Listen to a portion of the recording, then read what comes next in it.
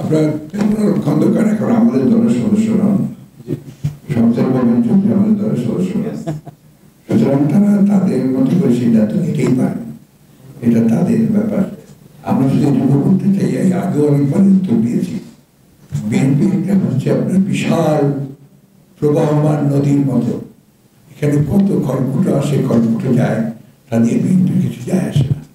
That is BNP. BNP কিন্তু বাকশাল না, BNP সবাইকে স্বাধীনতা দেয়, যার যার ইচ্ছা মতো রাজনীতি করবে, যারা বিএনপি করতে চায় করবে, যারা নতুন দল গঠন করতে চায় করবে। আমরা বাকশাল নই যে সারা দেশের 18 কোটি মানুষকে আমরা জোর করে বলবো যে তোমরা একটাই দল করবে, তোমরা শুধু বিএনপি করবে, সেই রাজনীতি বিএনপি। আমাদের দল থেকে তো একজন ইতিমধ্যে যোগ দিয়েছে 300 আসনের সংসদে। তো 300-র মধ্যে একজন যোগ দেওয়া থেকে বাংলাদেশের রাজনীতিতে কোনো পরিবর্তন এসেছে, কোনো মৌলিক পরিবর্তন এসেছে? এবার সরকারের কি বিরাট কোনো এরকম বিজয় হয়েছে?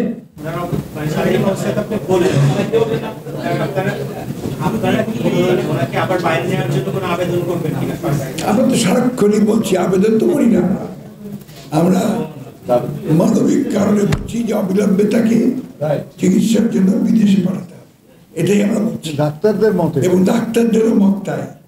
এটা সম্পর্কে এখন পশ্চিমা বিশ্ব থেকে শুরু করে এমনকি আপনার পূর্ব বিশ্ব, চীনও এখন আপনার কনসার্ন। আমি বলছি আপনাকে, কারণ এই জিনিসগুলো অলরেডি তাদের কনসার্ন এসে গেছে। তারা বেগম জিয়াকে অনেক উঁচুতে দেখে এবং তাকে সেইভাবে তারা এই একজন গণতন্ত্রের নেত্রী এবং এই মুসলিম দেশগুলোতে প্রথম মহিলা ইলেক্টেড প্রধানমন্ত্রী, তাকে তারা সেইভাবে দেখে। সে জার্মান চার্লস অ্যাফেয়ার্স এসেছিলেন, একদম এইভাবে তিনি বলেছেন যে আমরা তার স্বাস্থ্যের ব্যাপারে আমরা উদ্বিগ্ন।